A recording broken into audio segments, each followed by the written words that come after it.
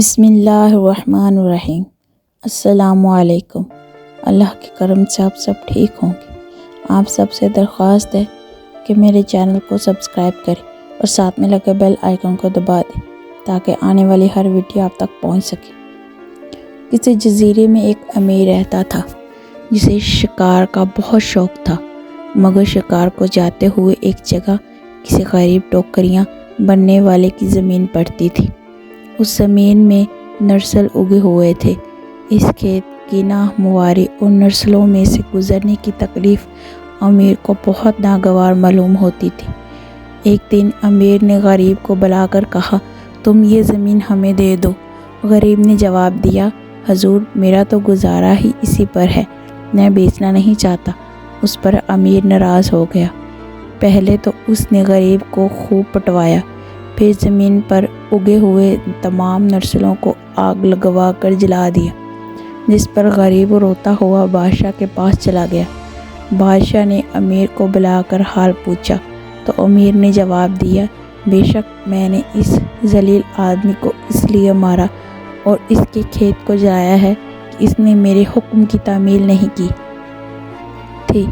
بادشاہ نے فرمایا، تم نے دولت کے جھوٹے غرور میں ایک بے گناہ غریب کو ناحق تکلیف دی اور بڑا نقصان پہنچایا ہے، حالانکہ تمہارا پردادا اس سے بھی زیادہ غریب تھا، جو ہمارے ہی گھرانے کی بدولت اتنی دولت کا مالک ہو گیا، جس کے ورثے پر اس وقت تم نے مغرور ہو رہے ہو۔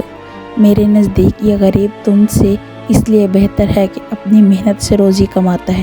اب بادشاہ نے حکم دیا کہ امیر اور ٹوکریاں بننے والوں کو بالکل ننگا کر کے ایک غیر آباد جزیرے میں چھوڑ دیا جائے۔ اس حکم کے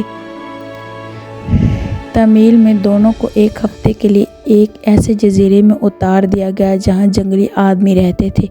جنگلیوں نے انہیں دیکھ کر پہلے تو مارنا چاہا، پھر ٹوکریاں بننے والے نے انہیں اشاروں کے ذریعے اس سے منت تجد کر کے سمجھایا کہ ہم تمہاری خدمت کریں گے۔ ساتھ ہی وہاں سے نرسل لے کر ایک ٹوکری بنی اور ایک جنگلی کے سر پر پہنا دی۔ جنگلی اسے تاج سے اس قدر خوش ہوئے کہ اس کے پاس ٹوپیاں بنوانے کے لیے ہر وقت ان کی بھیڑ رہنے لگی، مگر ننگے امیر کی سخت شامت آئی کہ ٹوپیاں نہ بنا سکنے کی وجہ سے انہوں نے اسے مار مار کے بے ہوش کر دیا۔ آخر امیر نے جان سے تنگ آ کر ٹوپیاں بننے والے سے کہا، اگر تم مجھے ان وحشیوں سے چھڑوا دو تو میں گھر پہنچتے ہی آدھی جائیداد اور تمہاری نذر کر دوں گا۔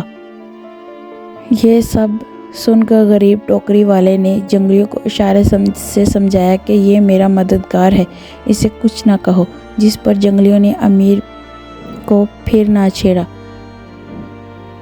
بلکہ ٹوکری والے کے ساتھ اسے بھی کھانا دینے لگے۔